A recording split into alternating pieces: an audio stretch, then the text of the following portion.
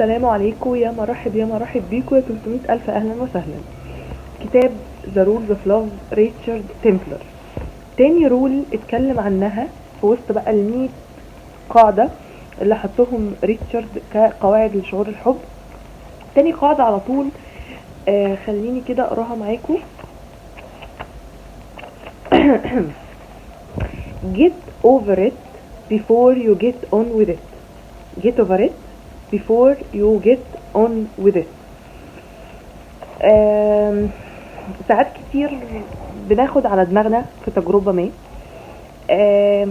يعني خلينا اقول ان الرول دي هي رول في الحياة بشكل عام، يعني مش لازم تكون في الحب بس. ان ساعات انت بتخش علاقة، ساعات بتخش اكسبيرينس في شغل، ساعات ايا كان بتخش في حاجة مؤذية ليك، خدت فيها على دماغك قوي، فتلاقي نفسك ما بتديش نفسك فرصة. ايا كان بقى شغلانة توكسيك وقدمت استقالتك وخلاص مشيت، علاقة توكسيك وقلت سلام عليكم وسبت الشخص ومشيت، ايا كان. ساعات انت مش بتدي لنفسك فرصة انك تريح، اللي بيسموها تموف اون وتعدي باللي حصل. لا، انت بتخش بوشك على طول في العلاقة اللي بعدها وفي الشغلانة اللي بعدها وفي الحاجة اللي بعدها من غير ما تختم او تقفل الصفحة اللي فاتت.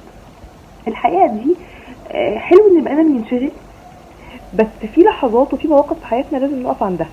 ده عمر عدى، ده وقت عدى، ده انا اتأذيت، انا بقيت شخص مش نفسيا مش مظبوط. لازم اعترف بده واحاول ان انا اجيت اوفر ات قبل ما اروح لحد تاني وادخله معايا في علاقة واتعبه واطلع عليه بقى ايه عقد العلاقة اللي فاتت. لا، انا بتعامل مع سين ان هو سين وبتعامل مع صاد ان هو صاد. ما ينفعش سين يديني على دماغي فاروح لصاد بقى ايه اشتغل له تلزق، ما هو ملوش ذنب. كل اكسبيرينس او كل حاجة صعبة في حياتنا لازم نتأكد ان هي مش هتأثر على اللي بعدها. ما تاخدش ناس بذنب ناس.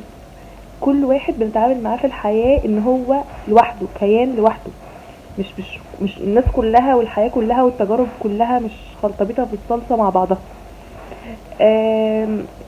حقيقي ربنا يعين كل واحد على التجارب الصعبة اللي في حياته، بس يعني خلينا حتى نحط ربنا في حساباتنا ونحاول ما ناخدش ناس في وشنا ملهمش اي ذنب بسبب تجاربنا القديمة المؤلمة اللي احنا كنا فيها ضحايا. بلاش يعني نخلي حد او احنا نكون سبب في ان احنا نخلي حد ضحية ونأذي حد ونوجعه زي ما توجعنا. السلام عليكم.